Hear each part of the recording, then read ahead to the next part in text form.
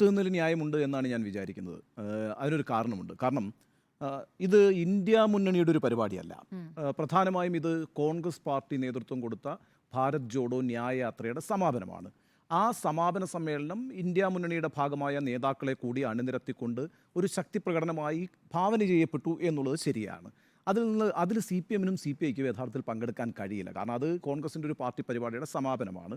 ആ സമാപനത്തിൽ കോൺഗ്രസുമായി നേരിട്ട് സഖ്യമുള്ള പാർട്ടികൾ പങ്കെടുക്കുന്നതിൽ, അവരുടെ നേതാക്കൾ പങ്കെടുക്കുന്നതിൽ തെറ്റുമില്ല. ഇപ്പോൾ ഉദ്ധവ് താക്കറെ പങ്കെടുക്കണം. കാരണം എത്രയോ കാലമായി ഉദ്ധവ് താക്കറയുടെ സഖ്യകക്ഷിയാണ് കോൺഗ്രസ് എന്ന് പറയുന്നത്. സമാജ്വാദി പാർട്ടിയുടെ അഖിലേഷ് യാദവ് പങ്കെടുക്കണം. അദ്ദേഹം ഇന്നിപ്പോൾ പനി കൊണ്ടാണ് പങ്കെടുക്കാത്തതെന്ന് പറയുന്നു. കാരണം അവിടെ ഡയറക്റ്റായ ഒരു സഖ്യത്തിലാണ് അവർ ഏർപ്പെട്ടിരിക്കുന്നത്. ആർ ജെ ഡിയുടെ തേജസ്വി യാദവ് പങ്കെടുക്കണം. കാരണം അവിടെ കോൺഗ്രസുമായി അവർക്ക് സഖ്യമുണ്ട്. അപ്പോൾ നമ്മൾ പറയും ഈ സഖ്യങ്ങളിലൊക്കെ ചില സഖ്യങ്ങളിലെങ്കിലും സി പി എമ്മും ഇല്ലേ എന്ന്. ശരിയാണ്. ഇപ്പോൾ ബീഹാറിൽ ആർ ജെ ഡി നേതൃത്വം കൊടുക്കുന്ന സഖ്യത്തിൻ്റെ ഭാഗം തന്നെയാണ് സി പി എം.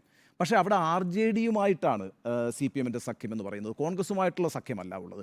കോൺഗ്രസ് ആ സഖ്യത്തിലെ ഒരു പാർട്ട് മാത്രമാണ്. ഇപ്പോൾ നമുക്ക് തമിഴ്നാട്ടിലേക്ക് വന്നാൽ ഒരു നല്ല ഉദാഹരണമുണ്ട്. കാരണം തമിഴ്നാട്ടിൽ ഡി എം കെയുമായിട്ടുള്ള മുന്നണിയിൽ സി പി എം അംഗമാണ്. സി പി എമ്മിൻ്റെ 2 എം പിമാർ തമിഴ്നാട്ടിൽ നിന്ന് വിജയിച്ചു വന്നിട്ടുണ്ട്. അതേ മുന്നണിയുടെ ഭാഗമാണ് മുസ്ലിം ലീഗ്. ലീഗിൻ്റെ രാമനാഥപുരത്തു നിന്നുള്ള എം പിയാണ് നവാസ് ഖാനി. ആ മുന്നണിയുടെ ഭാഗമായിട്ടാണ് സി പി എമ്മും മുസ്ലിം ലീഗും തമിഴ്നാട്ടിലുള്ളത്. അതുകൊണ്ട് കേരളത്തിൽ സി പി എമ്മും ലീഗുമായിട്ട് സഖ്യമില്ലല്ലോ. ആ അർത്ഥത്തിൽ മുന്നണിയുടെ ഭാഗം എന്ന് പറയുന്നത് കോൺഗ്രസുമായി ബന്ധപ്പെട്ടല്ല നിൽക്കുന്നത്. ഇന്ത്യ മുന്നണി എന്ന് പറയുന്നത് ഒരു ആശയമാണ്. ഇപ്പോൾ നോക്കൂ, 1989 അന്നത്തെ രാജീവ് ഗാന്ധി സർക്കാരിനെ താഴെ ഇറക്കിക്കൊണ്ട് പുതിയൊരു സർക്കാരിനെ ഇന്ത്യ അധികാരത്തിലേറ്റി. അത് വി പി സിംഗിൻ്റെ നേതൃത്വത്തിലുള്ള ഐക്യമുന്നണി നാഷണൽ ഫ്രണ്ടിൻ്റെ സർക്കാരായിരുന്നു, അല്ലേ? NF നാഷണൽ ഫ്രണ്ടിൻ്റെ സർക്കാരായിരുന്നു. ആ സർക്കാരിനെ പിന്തുണച്ചതാരാണ് പുറത്തു നിന്ന്? ബി ജെ പിയാണ്. ആ സർക്കാരിനെ സി പി എമ്മും സി പി ഐയും ഒക്കെ പിന്തുണച്ചിട്ടുണ്ട് പുറത്തു നിന്ന്. അതിൻ്റെ അർത്ഥം സി പി എമ്മും സി പി ഐയും ബി ജെ പിയും തമ്മിൽ സഖ്യമാണ് എന്നല്ലല്ലോ. അന്ന് കോൺഗ്രസിനെ പുറത്തു നിർത്തുക എന്നുള്ളതായിരുന്നു ഏറ്റവും പ്രോഗ്രസീവായ ഒരു രാഷ്ട്രീയ നിലപാട്. അതിൻ്റെ ഭാഗമായിട്ടാണ് സി പി എമ്മും സി പി ഐയും ഒക്കെ അന്ന് വി പി സിംഗിനെ പിന്തുണച്ചത്. 91 നരസിംഹറാവു സർക്കാർ അധികാരത്തിൽ വന്നു. 96 ഐക്യമുന്നണി സർക്കാരാണ് പിന്നെ അധികാരത്തിൽ വരുന്നത്. ആ ഐക്യമുന്നണി സർക്കാരിനെ പിന്തുണച്ചത് ആരാണ്? സി പി എമ്മും സി പി ഐയും ഒക്കെയാണ് പുറത്തു നിന്ന് പിന്തുണച്ചത്. എന്തിനാണ്? അന്ന് കോൺഗ്രസിനെ പുറത്താക്കാനാണ്. കാരണം ഈ ലിബറലൈസേഷൻ പോലുള്ള നയങ്ങൾക്കെതിരായിട്ട് വലിയ സമരങ്ങൾ നടത്തിക്കൊണ്ടിരിക്കുകയാണെന്ന് കമ്മ്യൂണിസ്റ്റ് പാർട്ടികൾ ഇന്ത്യയിൽ. അപ്പോൾ ആ സർക്കാരിനെ പുറത്തു നിർത്താൻ വേണ്ടിയിട്ട് തന്നെയാണ് സി പി എമ്മും സി പി ഐയും ഒക്കെ അന്ന് ഐക്യമുന്നണി സർക്കാരിനെ പിന്തുണച്ചത്. അതിനകത്ത് of course C P I ആ മുന്നണി സർക്കാരിൻ്റെ ഭാഗമായിരുന്നു. ഇപ്പോൾ ദേവഗൗഡ മന്ത്രിസഭയിൽ ഇന്ദ്രജിത് ഗുപ്ത ആഭ്യന്തരമന്ത്രിയായിരുന്നു. ചതുരാനന്ദ് മിശ്ര കാർഷിക മന്ത്രിയായിരുന്നു.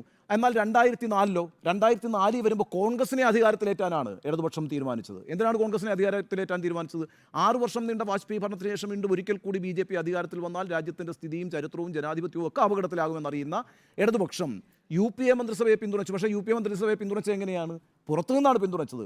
യു പി എയുടെ മുന്നണിയുടെ ഭാഗമായിരുന്നില്ല ഇടതു പാർട്ടികൾ. അവിടെ ലെഫ്റ്റ് കോർഡിനേഷൻ സമിതിയായിരുന്നു ഉണ്ടായിരുന്നത്. ആ 2 പേരും കൂടി യു പി എ ഒരു ബ്ലോക്കായിട്ട് നിൽക്കുന്നു, ലെഫ്റ്റ് ഫ്രണ്ട് ഒരു ബ്ലോക്കായിട്ട് നിൽക്കുന്നു. അതിനിടയിൽ ഒരു ഏകോപന സമിതി ഉണ്ടായിരുന്നു. എന്നാൽ കോൺഗ്രസിൻ്റെ ഒരു സുപ്രധാന നയവ്യതിയാനം സംഭവിച്ചപ്പോൾ 2008 ആ സർക്കാരിലെ പിന്തുണ സി പി എം പിൻവലിക്കുകയാണ് ചെയ്തത്.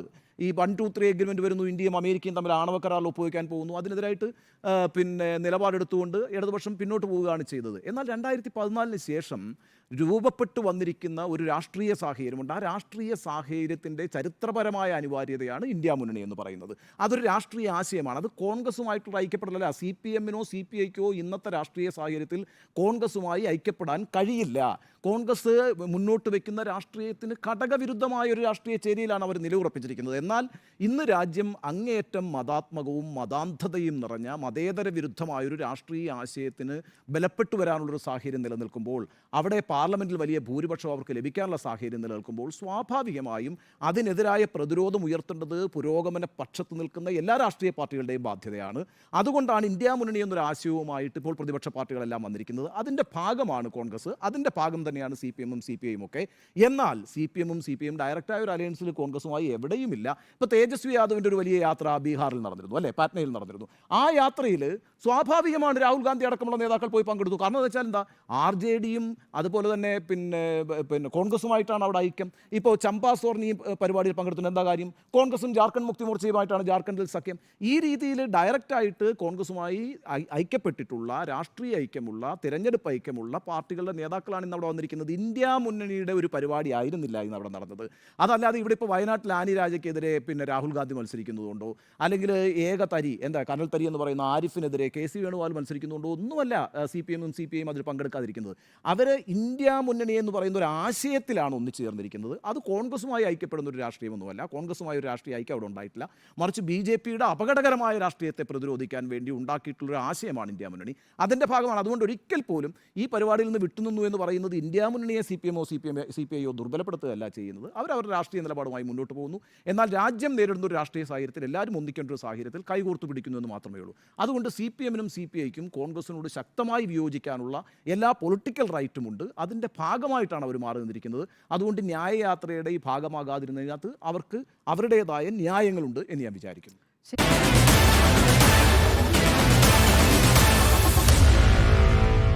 Meet the editors.